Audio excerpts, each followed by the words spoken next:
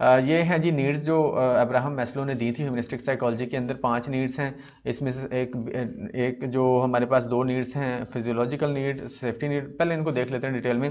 Physiological needs कौन सी होती हैं? सबसे पहली नीड्स जो वो जो सबसे नीचे पड़ी होती हैं फिजियोलॉजिकल नीड्स, वो नीड्स जो हमारे सर्वाइवल के लिए ज़रूरी होती हैं। उसमें हर चीज़ आ जाएगी, खाना पीना सोना वगैरह, यानी कि वो चीज़ जिसकी वजह जो हमारे सर्वाइवल के लिए ज़रूरी हैं, जिससे हमें नुकसान पहुंच सकता है अगर ना मिले तो, वो है जी फिजियोलॉजिकल नीड्स। ठीक है जी। उसके बाद सेफ्टी नीड्स। सेफ्टी का मतलब होता है सिक्योरिटी या सेफ्टी के बारे में सोचना। ये नीड्स भी हमारी उस वक्त होती हैं जब फिजियोलॉजिकल नीड्स हमारी पूरी होती हैं। इसमें सेफ्टी में हर चीज़ आ जाएगी, हर चीज़ की सेफ्टी आ जाएगी।